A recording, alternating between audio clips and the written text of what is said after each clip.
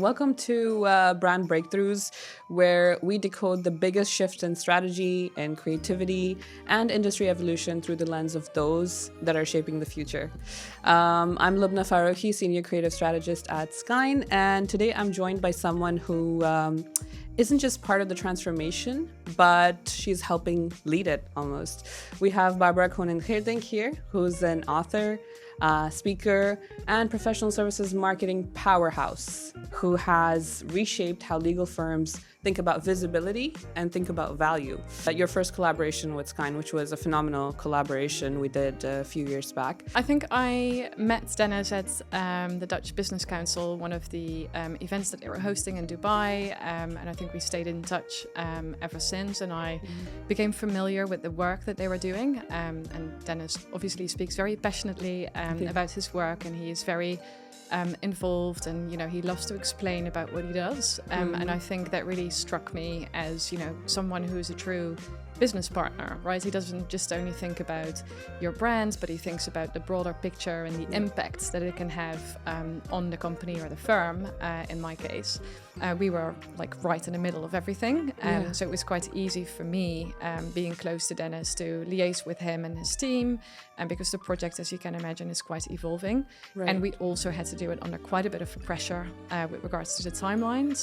So I think we had maybe about 9 or 10 weeks to pull this off. I think you also want to make sure that everyone feels they are, then also committed to being brand ambassadors, which is equally important. You don't just want to, put a stamp on it and slam a new logo on the door and it is a surprise to everyone. True. You want to make sure it feels like everyone is bought into the idea. They've co-created the new sort of like look and feel. Obviously, change. Generally, people in law firms are very much resistant to change. And I think it's just the way, especially lawyers, are wired.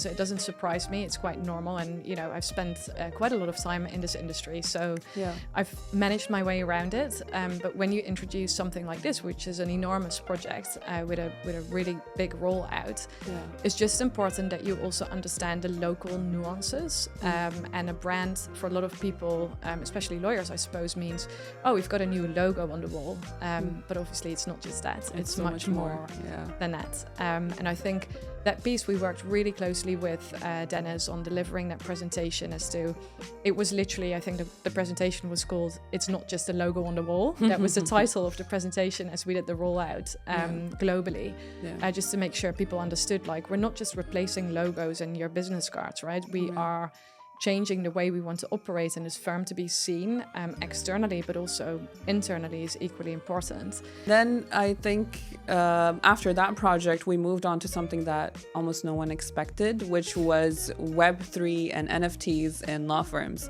You just mentioned that, traditionally lawyers think one way, and they're resistant to change in a lot of ways. But we're seeing things come up that are quite interesting. So I know we worked on this project for a very large law firm that was dealing with Web3. How was that? How did that ideation came into play? What even got the buy-in for that to happen? It was mostly an initiative from the marketing team, who basically came up with the idea to suggest, we've got loads of artwork that we create all from scratch. The competition is rife, right? To win work, you need to become more creative, and we see this in the preparation of proposals, for example. It can't just be, a PDF document that you send to your clients with, a stock image on the front. And your, blah, blah, blah, this is our firm and this is what we do. And no one is interested in that. No. So it needs to be a lot more than that. And we see teams actually take it to the other end of the spectrum, which is, bring in a lot of creativity. So if you were pitching to a company like Nike, for example, you would maybe create a shoebox and, and prepare your pitch and, put it in there and present it in a much more interesting, creative way. So I think firms are starting to open up to these ideas.